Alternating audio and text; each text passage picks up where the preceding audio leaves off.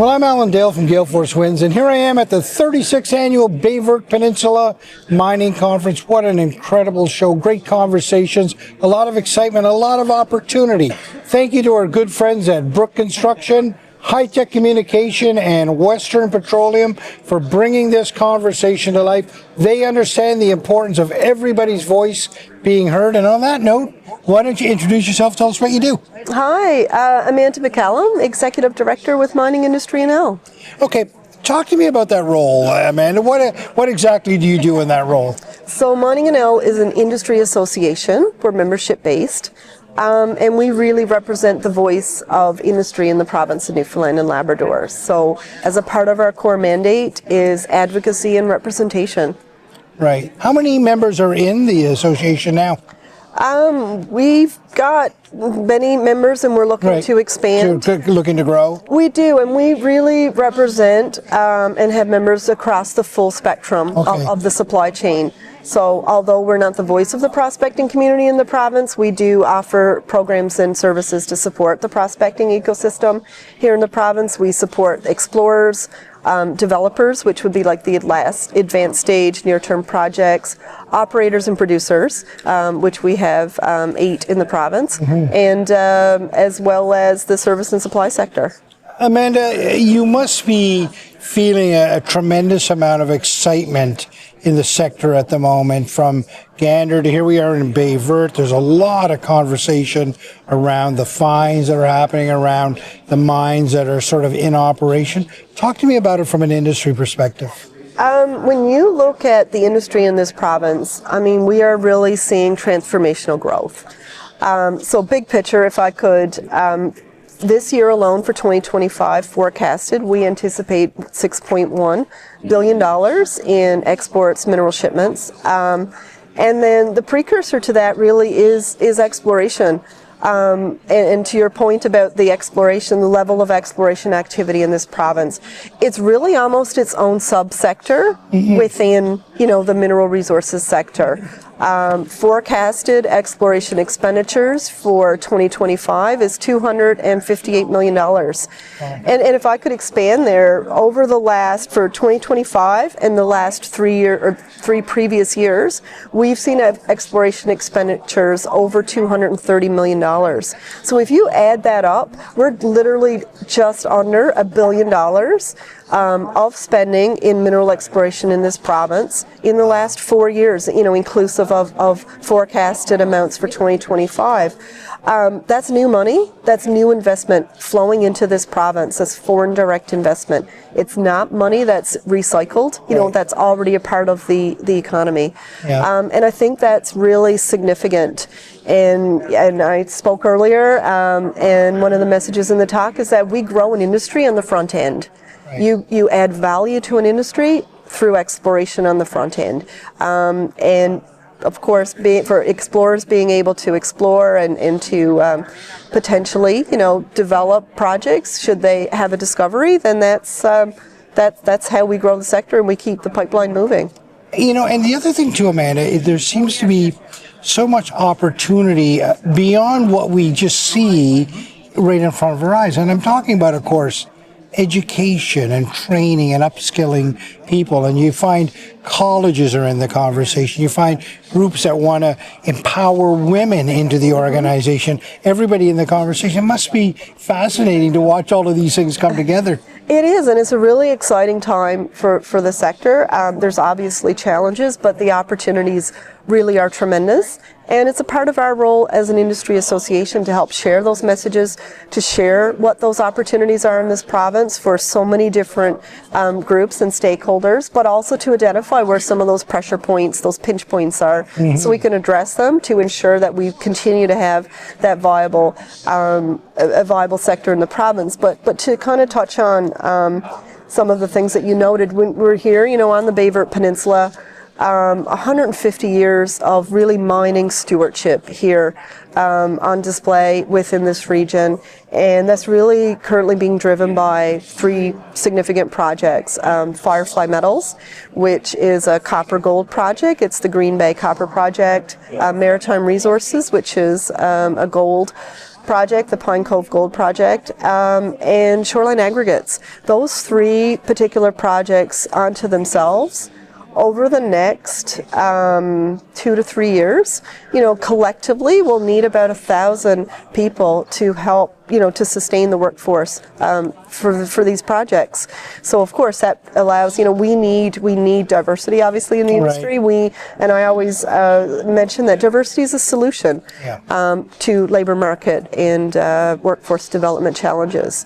It's fascinating to be here in the moment, but could I take you back a little bit in time and explain to the audience where these minerals came from? How were they formed? How old are we talking about? I heard some numbers from your presentation and I was blown away. So give our viewers a little bit of a background of how all of this came about. I think what I did talk about in my presentation earlier, it really is the why. Like, why Newfoundland and Labrador, and being able to connect that geological story, our unique and diverse geological history or heritage, with kind of what's happening and what's playing out in the space in this sector. When you look at this province, and collectively Newfoundland and Labrador, we have some of the oldest rocks on the planet in Labrador at 3.8 billion years of age. And then, here on the Baie Verte Peninsula, rocks dating back to about 458 million years. So again, that diversity, from everything from the age of rocks to geological environments, mineralization systems, ore deposits. We have world-class ore deposits in this province. Why? The history of the island of Newfoundland in particular is really quite unique. This was in the 1960s, the proving ground and the testing ground for the theory of plate tectonics.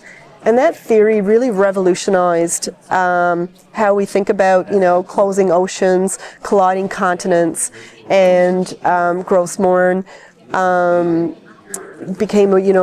received the UNESCO World Heritage designation because of the rocks in that area, and the larger Bay of Islands really became that proving ground and the testing ground for that theory. Shortly, around that time in 1978, a professor at Memorial University, Dr. Hank Williams, published a map, and it was this tectonic lithofacies map of the Appalachian mountain chain of Newfoundland continuing down into the United States. And at this time, this map is really quite significant to the history of this province, but big picture to geology, really, at a global level. It was what came out of this map, and the creation of this map was a notion that instead of looking at individual rock units, or what we would call lithologies, we started to look at big tectonic assemblages and the role that plays in how we search and how we discover and ultimately potentially find mineral deposits. That happened, here in this the rocks in this province were kind of that proving ground and that testing ground for that, and those connections with mineral exploration. Hank himself was a bedrock mapper. He did, bigger scale regional mapping. He was not somebody that worked in the mining sector, but yet he was inducted into the Canadian Mining Hall of Fame because of these connections, because of this significance of with the publication of this map. And this was a new, huge paradigm shift to, I've looked at rocks, I've looked at core on the Bonavista Peninsula, which looks exactly like core in Morocco, which again kind of, strengthens that story that we were in our past, right, geologically speaking, were connected. Those land masses were connected. So again, shortly after the publication of this significant map and this paper which he published, it went on to be the highest cited paper in the Canadian Journal of Earth Sciences. Really quite significant, and came the discovery of a really world-class deposit here in the province in Buckens. Buckens is a prolific, world-class ore system, lead zinc. It's not to get into language, an industry language, but it's what we call a VMS deposit, a volcanic massive sulfide. And you look at Tilt Cove, you look at Buckens, you look at even the Green Bay Copper Project here. These are significant deposits that we have. And you find new mines by old mines we call these brownfield deposits, and with new increased technology innovation, explorers are able to come in and add value to projects, expanding on what was known to be those resources. What I think that really speaks to, though, is the untapped mineral potential from a greenfield prospect. And from a greenfield meaning new green discoveries. The south coast of the province in particular, there's lots of activity there, and of course so many areas on the coast of Labrador. So when we talk about this being a frontier mineral exploration district, a top tier mining investment jurisdiction, that's kind of the why. That's a part of the why, right, and a part of that story. And it's important for us from an educational perspective, from an outreach perspective, for people to really kind of be able to share these stories, to be able to celebrate, so people are aware of the why. And we believe that will help encourage just that new generation of people to learn more about the economic significance, the social significance of the mineral resources sector. Incredible history, and you put it together so perfectly.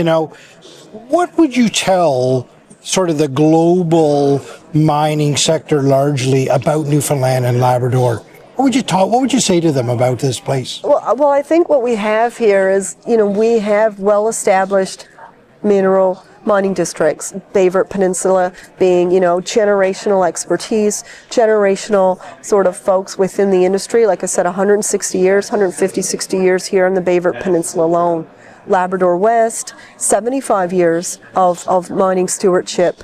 When you take these very well-established jurisdictions, where there's been significant amount of exploration, publications, academic research, fairly well researched and known ore bodies, deposits, and you juxtapose that with the untapped potential and really underexplored other regions of the province, then that's kind of the why. So we have that legacy piece, we have proven deposits, but again, that potential of those new discoveries, we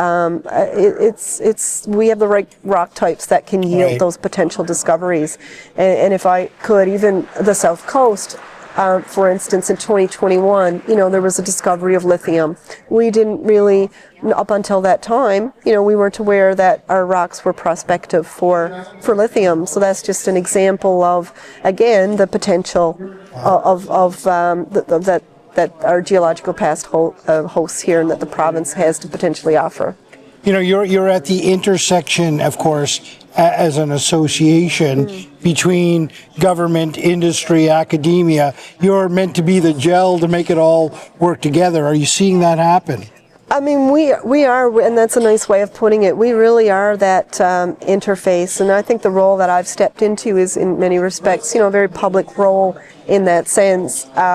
One of the messages I've said is, I'm here to amplify, and that's been a big word that I've used, but to amplify the opportunities that are in this, that are in the province, and that's direct employment, but also indirect. And when you roll it back to just a simple message, everybody, right now we're connected. Connectivity is important. Those devices that we use to connect one another, our cell phones, there's like 40 metals and minerals, in your cell phone. So the world needs critical minerals. It really is. It underpins everything from, energy to defense. So it's important. Not only do these critical minerals and metals and strategic metals meet our basic needs, but they enhance our quality of life. And there's a famous quote in our industry that says, if you didn't grow it, it has to have been mined. It has to have come from the mined material. So a big part of the work that I'd like us to continue to do as an industry association is to make people more aware of what's in your stuff and where it comes from. Right. And we are going to be launching an outreach and education program to help support that activities over the coming months, and building a team to help us do so. So we're really quite excited about that. Well, I can tell you this, that as it relates to the amplification of the mining sector, we encountered each other a couple of years ago, and since that time, You've been a big part of us being at 6 mining shows to bring this message to the forefront. So your job of amplification is certainly working. Thanks for being on the show. Thank you. My pleasure to be here.